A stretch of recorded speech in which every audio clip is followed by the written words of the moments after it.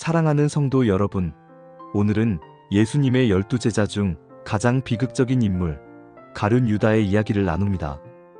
그는 예수님께 선택받은 제자였고 3년간 함께 다니며 말씀과 기적을 경험했습니다.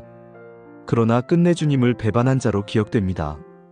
오늘 우리는 그의 삶을 통해 믿음의 실패와 회개, 그리고 하나님의 경고를 깊이 묵상하고자 합니다. 가룟 유다는 다른 제자들과 마찬가지로 예수님께 직접 부름을 받은 사람이었습니다. 그의 이름은 가룟 사람이라는 뜻으로 유다는 갈릴리 출신이 아닌 유일한 제자였을 가능성이 큽니다. 즉, 그는 다양한 배경을 가진 제자 공동체 속에서 함께 사역했습니다. 하나님의 부르심은 특정 조건이나 배경을 가리지 않습니다.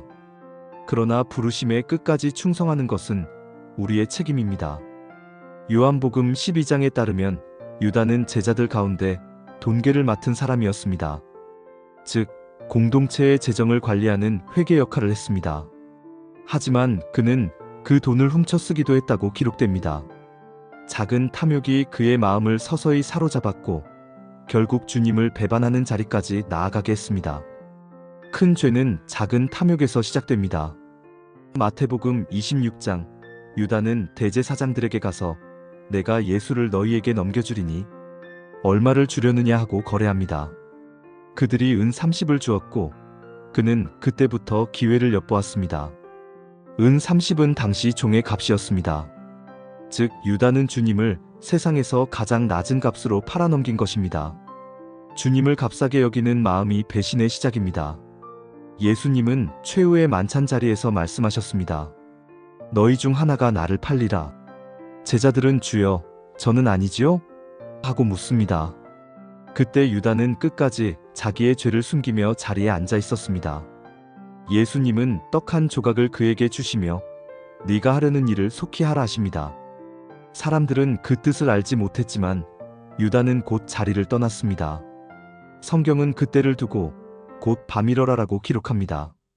주님과 함께 앉아 있어도 마음이 멀어지면 이미 어둠 속에 있는 것입니다. 유다는 무리를 데리고 겟세마네로 옵니다. 그는 예수님께 입맞춤을 하여 잡는 자들에게 신호를 줍니다.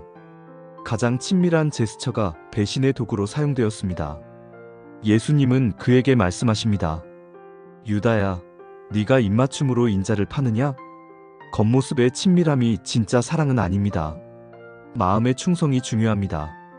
마태복음 27장은 유다가 예수님이 정죄받은 것을 보고 뉘우쳐 은 30을 돌려주려 했다고 기록합니다.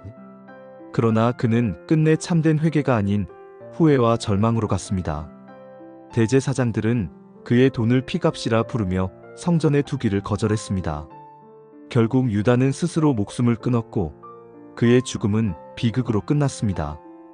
회개 없는 후회는 절망으로 끝나지만 회개는 소망으로 이어집니다. 유다는 가능성과 비극이 공존한 제자입니다. 공동체 재정을 맡을 만큼 신뢰받았던 인물이었으나 탐욕과 불신앙, 자기중심적이었습니다.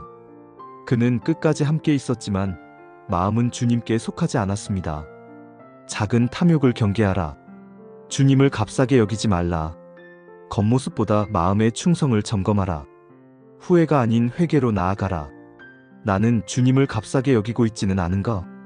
작은 탐욕이 내 마음을 지배하고 있지는 않은가? 겉으로는 주님 곁에 있지만 마음은 멀리 떠나 있지 않은가? 나는 후회로 머무르지 않고 참된 회개로 나아가고 있는가? 가룟 유다의 길을 경계하게 하소서. 작은 탐욕과 불신앙이 내 마음을 사로잡지 못하게 하시고 항상 주님을 가장 귀히 여기며 회개로 소망을 붙드는 제자가 되게 하소서. 사랑하는 성도 여러분, 가룟 유다는 주님의 제자였지만 탐욕과 불신앙으로 비극의 길을 걸었습니다. 그러나 그의 이야기는 단순한 비극이 아니라 우리에게 주시는 경고이자 교훈입니다. 우리 모두는 주님의 부르심을 받은 제자입니다. 끝까지 충성하며 후회가 아닌 회개의 길을 걸어가길 축복합니다. 시청해주셔서 감사합니다. 좋아요와 구독, 알림 설정으로 함께 동역해주세요.